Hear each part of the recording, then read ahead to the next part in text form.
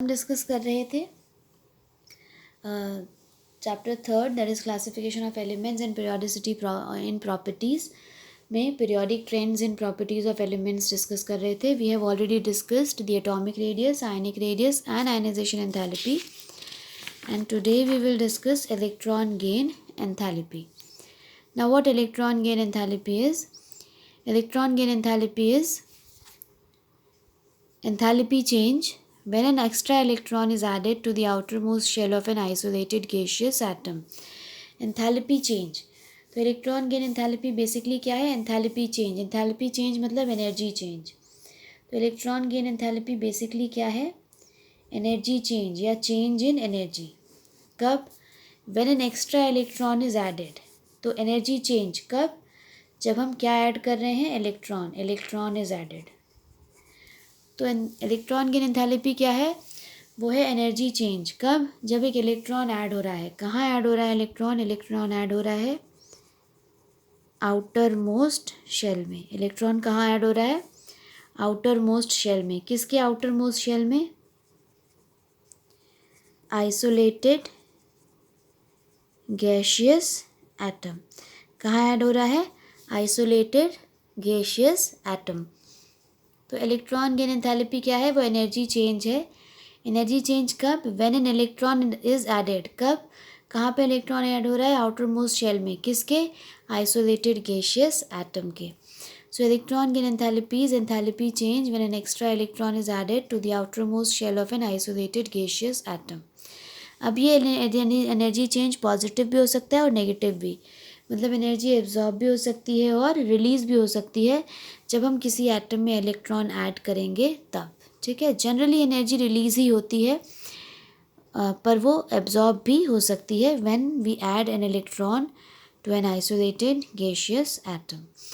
अब अगर हम देखते हैं कि वो फैक्टर्स क्या है जिनके ऊपर इलेक्ट्रॉन गेन एंथैल्पी डिपेंड करती है. Factors on which electron gain enthalpy depends. Now electron gain enthalpy जो है, it depends on electron gain enthalpy it depends on size of atom. Size of atom मतलब अगर साइज़ छोटा है तो जो इलेक्ट्रॉन आएगा उसके और न्यूक्लियस के बीच में फोर्स ऑफ अट्रैक्शन ज़्यादा होगा तो ज़्यादा एनर्जी रिलीज़ होगी. साइज़ बड़ी होगी तो जो इलेक्ट्रॉन ऐड होगा उसके और न्यूक्लियस के बीच में फोर्स ऑफ अट्रैक्शन कम होगा तो कम एनर्जी रिलीज़ होगी. तो साइज़ छोटी होगी तो इलेक्ट्रॉन गेन एंथैल्पी ज़्यादा होगी. साइज़ बड़ी होगी तो इलेक्ट्रॉन गेन एंथैल्पी कम होगी.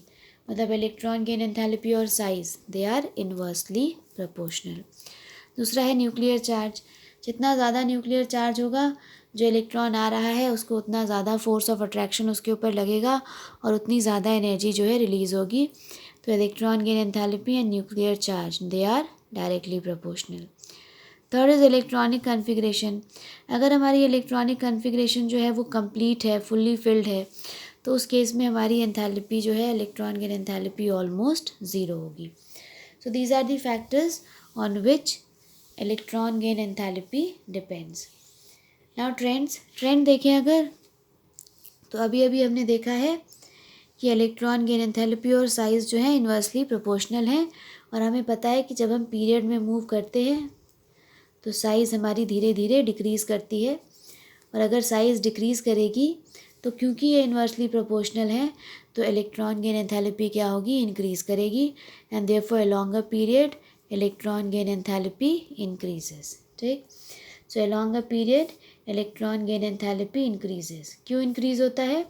क्योंकि साइज़ डिक्रीज़ करती है और न्यूक्लियर चार्ज बढ़ता है. तो साइज़ डिक्रीज़ करेगी तो इन्वर्सली प्रोपोर्शनल है, इलेक्ट्रॉन गेन एंथैल्पी कम होगी.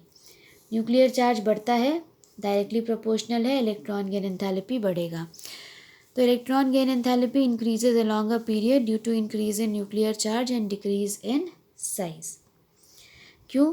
क्योंकि जब साइज़ डिक्रीज़ होगी, कम होती जाएगी और न्यूक्लियर चार्ज बढ़ता जाएगा तो जो इलेक्ट्रॉन आ रहा है उसके ऊपर फोर्स ऑफ अट्रैक्शन ज़्यादा लगेगा और ज़्यादा एनर्जी जो है वो रिलीज़ होगी. और न्यूक्लियर चार्ज बढ़ता है अलोंग अ पीरियड, हमें पता है, क्योंकि एटॉमिक नंबर बढ़ता है और एटॉमिक नंबर बढ़ता है तो न्यूक्लियर चार्ज भी बढ़ जाता है. डाउन दी ग्रुप हमें पता है कि साइज़ क्या होती है, बढ़ती है। साइज़ बढ़ेगी तो इलेक्ट्रॉन गेन एंथैल्पी डिक्रीज़ होगी। तो electron gain enthalpy decreases down the group due to increase in size. Successive electron gain enthalpies क्या होंगी? पहला इलेक्ट्रॉन ऐड होगा तो पहली इलेक्ट्रॉन गेन एंथैल्पी, फिर दूसरा ऐड होगा दूसरी इलेक्ट्रॉन गेन एंथैल्पी, तीसरा ऐड होगा तो तीसरी electron gain enthalpy. These are successive electron gain enthalpies. Now exceptions, now we have some exceptions. For example, मान लेते हैं हम ग्रुप 16 में चलते हैं, तो ग्रुप 16 में पहले आता है ऑक्सीजन और उसके बाद आता है सल्फ़र, और ग्रुप 17 में पहले आता है फ्लोरीन और फिर आता है क्लोरीन। ठीक है, ये डाउन दी ग्रुप। अब डाउन दी ग्रुप का ट्रेंड क्या है?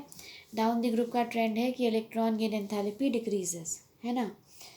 तो अगर इलेक्ट्रॉन गेन एंथैल्पी जो है वो डाउन दी ग्रुप डिक्रीज़ कर रही है, तो इस हिसाब से फ्लोरीन की इलेक्ट्रॉन गेन एंथैल्पी ज़्यादा होनी चाहिए और क्लोरीन की कम होनी चाहिए, है ना। F की ज़्यादा होनी चाहिए और Cl की कम होनी चाहिए, क्योंकि electron gain enthalpy decreases down the group. पर ऐसा नहीं होता है, फ्लोरीन की कम होती है और क्लोरीन की ज़्यादा। इसी पे क्वेश्चन आता है, why electron gain enthalpy of fluorine is less then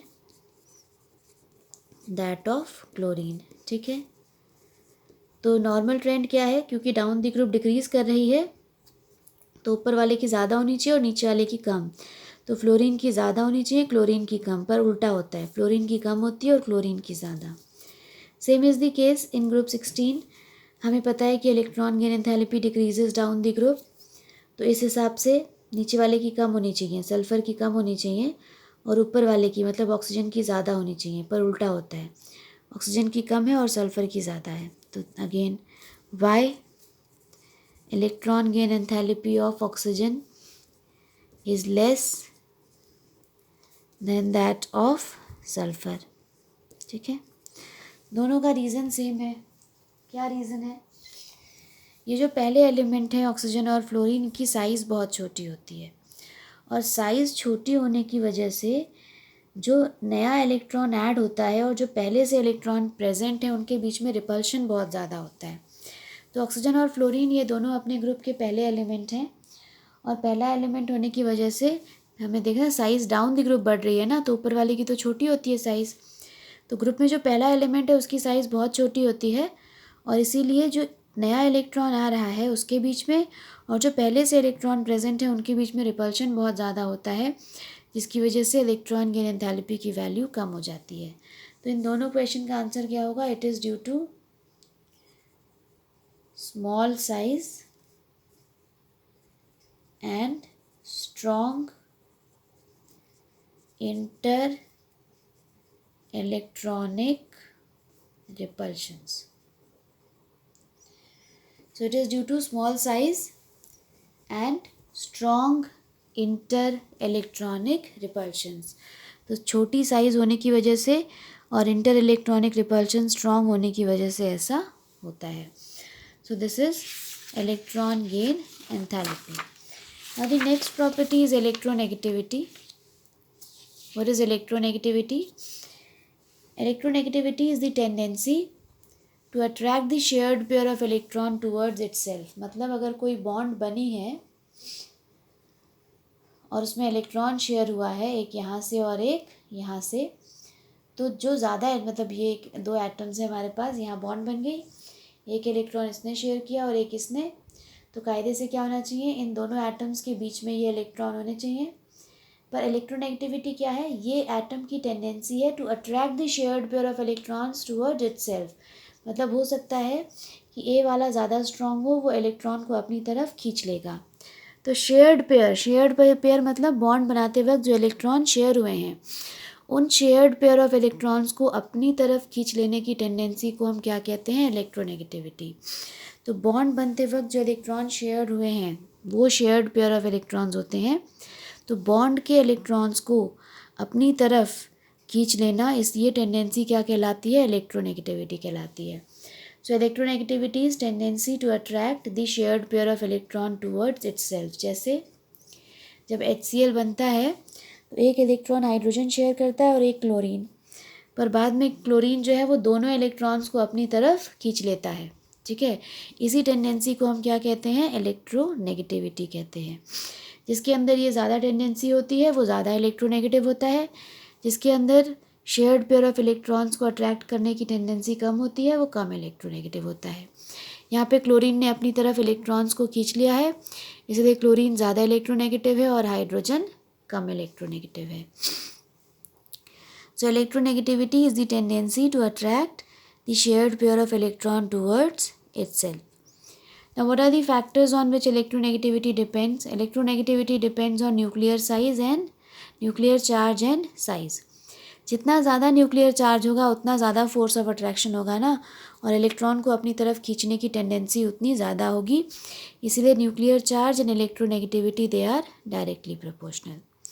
जैसे जैसे न्यूक्लियर चार्ज बढ़ेगा इलेक्ट्रोनेगेटिविटी बढ़ेगी। साइज़ देखो, साइज़ अगर छोटी होगी, साइज़ छोटी होगी तो न्यूक्लियस का फोर्स ऑफ अट्रैक्शन बाहर ज़्यादा लग रहा होगा और उसकी इलेक्ट्रॉन खींचने की टेंडेंसी ज़्यादा होगी। तो दे आर इन्वर्सली प्रोपोर्शनल। जितनी छोटी साइज़ उतनी ज़्यादा इलेक्ट्रोनेगेटिविटी, ठीक है, क्योंकि साइज़ छोटी होगी तो न्यूक्लियस का फोर्स ऑफ अट्रैक्शन बाहर तक लग रहा होगा और वो इलेक्ट्रॉन को अपनी तरफ खींच पाएगा। तो size and electronegativity they are inversely proportional. Smaller is the size, stronger is the electronegativity. अगर वेरिएशन देखें तो along a period electronegativity increases, down the group decreases. Why? along a period हमें पता है कि साइज़ क्या होती है, छोटी होती जाती है। साइज़ और इलेक्ट्रोनेगेटिविटी इन्वर्सली प्रोपोर्शनल है, साइज़ छोटी होगी तो इलेक्ट्रोनेगेटिविटी बढ़ेगी। तो along a period electronegativity increases. This is due to decrease in size and increase in nuclear charge. Down the group decreases, क्योंकि डाउन द ग्रुप साइज़ क्या होता है, बढ़ता है। साइज़ बढ़ेगा तो इलेक्ट्रोनेगेटिविटी कम होती जाएगी। So this is the variation of electronegativity longer period and down the group.